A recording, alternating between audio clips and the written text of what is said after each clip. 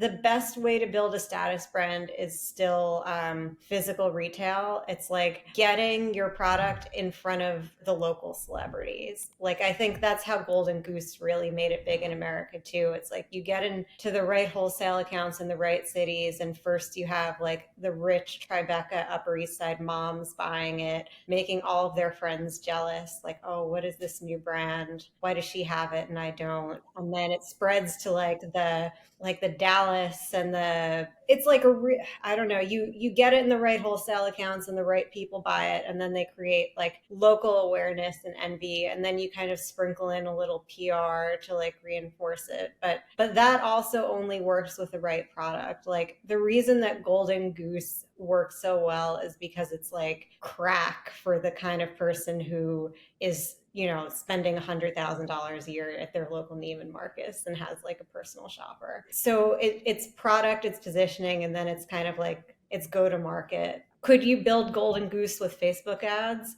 Maybe if it was like you could build the $250 sneaker equivalent with Facebook ads, maybe. It doesn't have the same cachet though. I mean, you see a Yeah. lot of those businesses in that niche. MGME, Koyo, but they're not like common projects, Golden Goose, and the Yeah. scale that those businesses kind of achieved. Golden Goose is a multi-billion-dollar brand now. I think they just changed hands pretty recently, and I think just the scale that they've achieved is pretty insane. And they're really selling one thing. I mean, that's the brilliance of it, is like they're selling one thing with a million ways to iterate on it. So it's like if you are the fanatic, you're buying like multiple pairs a year for your collection. But if you're not the fanatic, there's going to be something there that appeals to you, probably. Yeah, it's really true. It's just, you can have really good repurchase mechanisms with that shoe.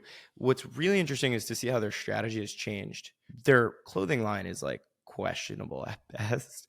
I don't know if you've seen it, but like I've heard, I'm big into the shoe space. I've tried to start my own shoe company at a certain point, and Jackson and I worked on that for a while. It's a really tough business. What I heard last was that Golden Goose is trying to push, they have leverage because they're so big in their department stores. They're like, you have to buy this amount of clothing product from us to have, to keep our business in shoe orders. So we'll see how that kind of pans out over the next couple of years. But I mean, if you just go into the Soho store, that their clothing, it's like, who's wearing this stuff? Well, it's really hard for a footwear and accessories brand. Like, it's really hard to go from shoes to clothing or for handbags to clothing, because when you think about like the average consumer, like the one who doesn't have 100 grand to spend on clothes a year, you're spending the most on your bag, then your shoes, than everything else. So these brands try to launch their clothing into the same pricing tier as their shoes, but